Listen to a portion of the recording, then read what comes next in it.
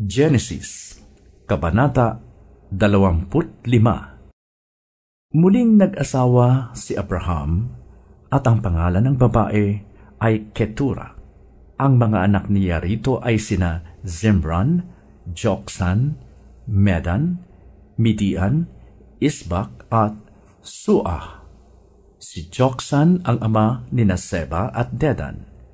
Kay Dedan nagmula ang mga Asurim, Letusim at Leyumim.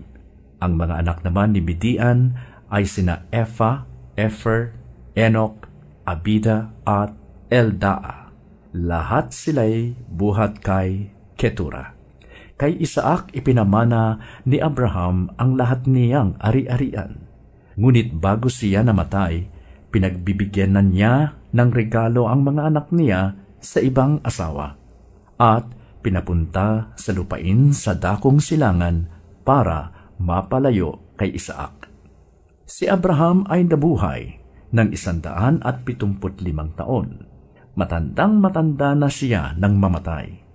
At inilibing siya nina Isaac at Ismael sa yungib ng Makpela sa silangan ng Mamre, sa parang na dating kay Ephron, anak ni Zohar na Heteo. Ang lugar na iyon ang pinili ni Abraham sa mga Heteo, at doon sila nalibing ni Sarah. Pagkamatay ni Abraham, pinagpala ng Diyos si Isaac. Doon siya tumira sa Beer Lahai Roi. Ito naman ang lahi ni Ismael, na anak ni Abraham kay Hagar, ang taga-Ehiptong alipin ni Sarah. Si Nebayot ang panganay, sumunod sina Kedar, Abdil at Mibsan. Sumunod sina Misma, Duma at Massa. Pagkatapos ay sina Hadad, Tema, Jetur, Nafis at Kedema. Sila ang 12 anak ni Ismael na naging pinuno ng kani-kanilang lipi. Isinunod sa kanilang mga pangalan ang mga bayan at pinagkampuhan ng kani-kanilang mga lipi. Namatay si Ismael sa gulang na 137 taon at siya'y inilibing. Ang lahi ni Ismael ay tumira sa lupain sa pagitan ng Havilah at Shur, sa daang patungo sa Assyria sa silangan ng Ehipto. Nakabukod sila sa ibang mga lipi ni Abraham. Ito naman ang kasaysayan ni Isaac na anak ni Abraham. 40 taon na si Isaac nang mapangasawa niya si Rebeka, anak na dalaga ni Bethuel, isang Arameyong taga-Mesopotamia. Si Rebeka ay kapatid ni Laban, isa ring Arameyo. Hindi magkaanak si Rebeka, kaya't nanalangin kay Yahweh si Isaac. Dininig naman siya at si Rebeka ay naglihi. Kambal ang kanyang dinadala at nasa tiyan pa'y nagtutulakan na ang dalawa. Kaya't nasabi ng ina, kung ngayon pa'y ganito na ang nangyayari sa akin, bakit pa ako mabubuhay? Kaya't siya ay nagtanong kay Yahweh. Ganito naman ang sagot ni Yahweh, 2 sanggol ang dala mo sa loob ng iyong tiyan, larawan ng 2 bansa na magiging magkalaban. Magiging higit na malakas ang mas bata kaysa sa nauna. Kaya maglilingkod ang mas matanda sa bata niyang kapatid. Dumating ang panahon at nanganak nga siya ng kambal. Mamula-mula ang kutis at mabalahibo ang katawan ng panganay. Kaya't Isaw ang ipinangalan dito.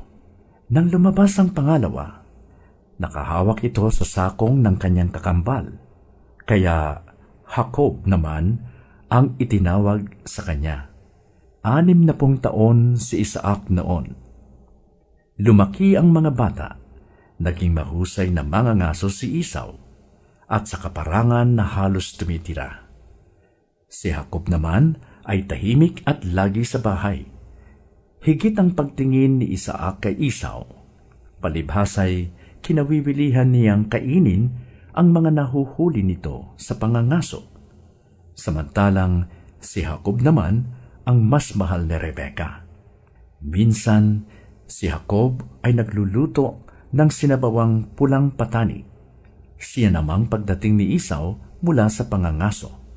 Sinabi niya, gutom na ako. Bigyan mo naman ako niyang mapulang niluluto mo. At dahil dito'y tinawag siyang Edom.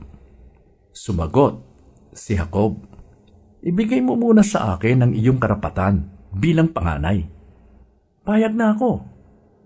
Sabi ni Esau, aanhin ko pa ang pagiging panganay kung mamamatay naman ako sa gutom. Kung gayon, sabi ni Jacob, sumumpa ka muna.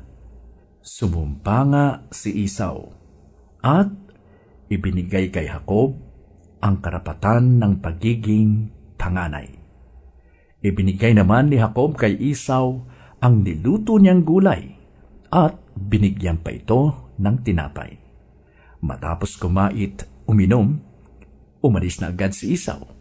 Iyon lamang ang halaga sa kanya ng kanyang karapatan bilang panganay.